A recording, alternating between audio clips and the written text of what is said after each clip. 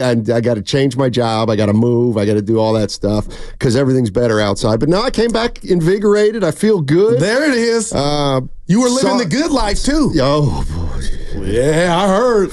Oof. Saw my mom. Mary. How's she doing? She's doing pretty well. Pretty well. She's doing pretty well. Thank you. Saw my sister, my nephew. That's dope. Played a lot of golf. Was on the East Coast. Dude, it's different back there. For the better or worse? Yes. Which one? For the better and for the worse. Okay, got you. It's just different, man. It's different. It's different. So you kept your eyes on the East Coast team. I know it was a week ago. The Yankees, when they came in here and just ran rough shots down. Yeah, that's when I left. That's when I left 10 days ago. And I was thinking maybe today you can tell me if stuff has changed, because here's what I got. I've been gone for 10 days. Damn. When I left, the Giants were 2 over. Now they're, they were 3 over. Now they're 1 under. Yeah. So they've gone 4-6 since I've been gone. Yeah, and 2 of the big 3, the youngsters, are back in Sacramento. Yes, sir. Yeah. The 49ers, McCaffrey held out and then got paid, but didn't really hold out. But he's now signed to a new contract. And the Warriors, same old with the Warriors. I leave and I don't get it, man. Draymond Green. God bless Kevon Looney. Something's never changed. Yeah, Draymond Green's still talking. Okay, yeah, there we go.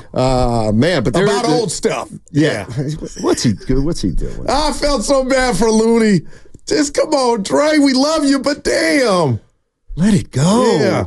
You need a producer like Evan or Spadoni or Loveman to give you something new to talk about and we can gravitate to, not the old stuff. Picking the scabs. Yeah, there's just a bunch of stuff that's hit, like the NBA Finals. It ain't it right now. It's not the it. Broadcast, that trio ain't it either. Boy, oh boy. So that something's going on with Caitlin Clark. I mean, she got to hit the weights. You know what? Exactly right. Yeah. I'm Team Caitlin Clark. I paid $34.99 for the league pass. And Steiny, don't throw nothing at me early. I told Wait, I'm sorry. Hold on. What'd you do? $34.99 I paid for the WNBA league pass. Okay. I'm in. Did you really do that? I or are you swear just saying on that? Norman, I am in. I watched The Fever yesterday, Steiny. She's captivated me. She single-handedly brought me to the league, and I told Evan and the listeners, and I kind of want to back up off it. I'm not backtracking, but I thought she should have been on the Olympic team just because the eyeballs that she has along with the sport. I thought it would be a good mix, but the Olympics are not about trying to get ratings. It's about the best of the best. As far as her talent level, I have no idea whether she's one of the best 12 players in the world, or I should say in the United States. Yeah. I don't know. But I would figure that she would have made the team if for no other reason than to bring exposure to that team. But I think it's going to get it anyway. There you go. That's what Evan was saying. I mean, WNBA is turning into the NBA. Right. I'm not sure if it's such a great thing. But I'll tell you what, those women are about to get big pay raises over the next few years. So you think that's imminent? Oh, yeah, because they're doing a new TV deal with the WNBA. And let's go. People like you buying that package. Yeah, I did it. No, I actually don't have a problem with that. You have a problem with I'm all over now. Yeah, no, that's what's going to happen. With McCaffrey getting a deal out of nowhere. I told Evan he didn't show up, and in 10 minutes he got his new deal, rightfully so. But if you're one Brandon Ayuk, are you looking around like it might not happen here? No, not yet. Not yet. I do think it's interesting, though, when the 49ers season was over, right? Brandon Ayuk was the player we all talked about contract-wise. Don't you think it's funny that right after the season, nobody thought that McCaffrey would be getting a new deal? You're right. And now apparently there are whispers that Trent Williams wants a new deal. Right. So 2 players that we had no thought of getting extended, or at least we didn't talk about it at the time. Those look like they could be the priorities. That's what's hitting me is how big of a priority is Brandon Ayuk? And, well, when you put him against the 2 people you just mentioned, Trent Williams and McCaffrey, we were talking Too Short yesterday. He had a great song back in the day, Get In Where You Fit In. I understand the company or the organization saying, we got to take care of McCaffrey, one. And if this thing is real, Steiny, I think he's got all the leverage. 3 All-Pro seasons, the last 3 seasons. I mean, and there was a number, I believe it was Jeremy Fowler from ESPN, Evan had mentioned yesterday, that was saying the Niners may have offered Brandon 26, and that wasn't enough. So I don't know if that number goes up, but at the end of the day, I do understand, Steiny, the 2 better players out of that trio are Trent Williams and McCaffrey. Yeah, so it's business. I feel like the 49ers have a track record with situations like this. They end up signing the guy or re-signing the guy. So Bosa held out a little bit. But we never thought he was going anywhere. I don't think we're at panic time with Ayuk. I mean, Debo talked like this. Debo talked like he wanted to get out of here. So I feel like Ayuk is going to be here. I'll tell you what's on your board. Yeah.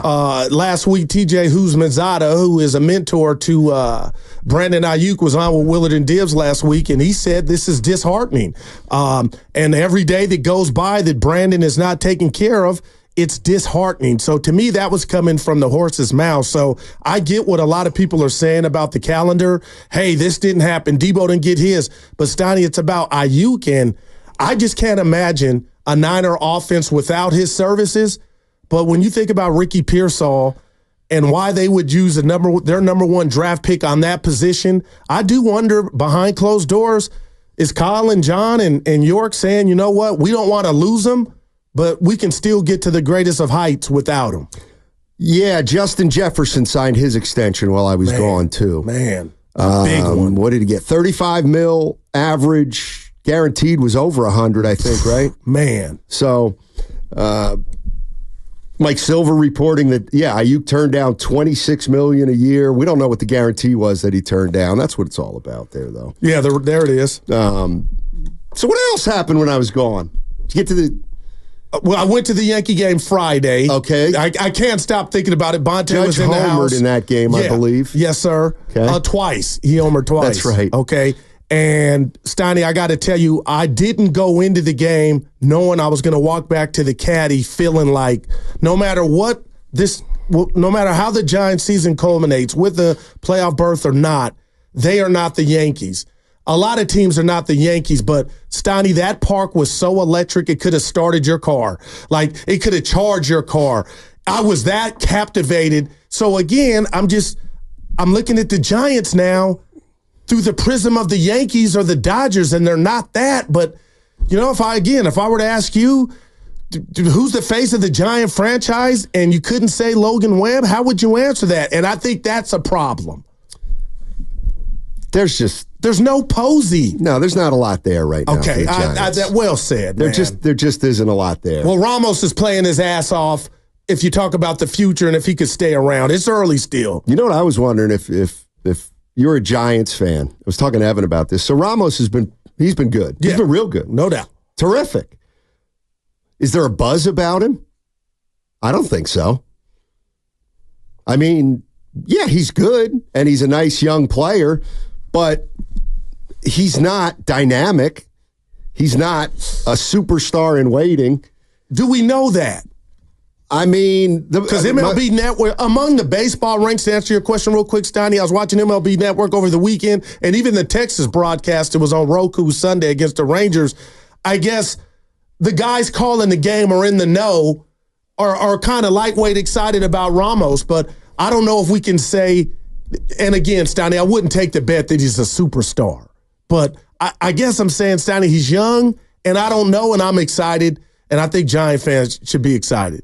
I take my baseball cues and tips from Evan Giddings, our producer, and I said, what are we talking about with Ramos? What kind of home run hitter is he? He said 20 to 25. Yeah.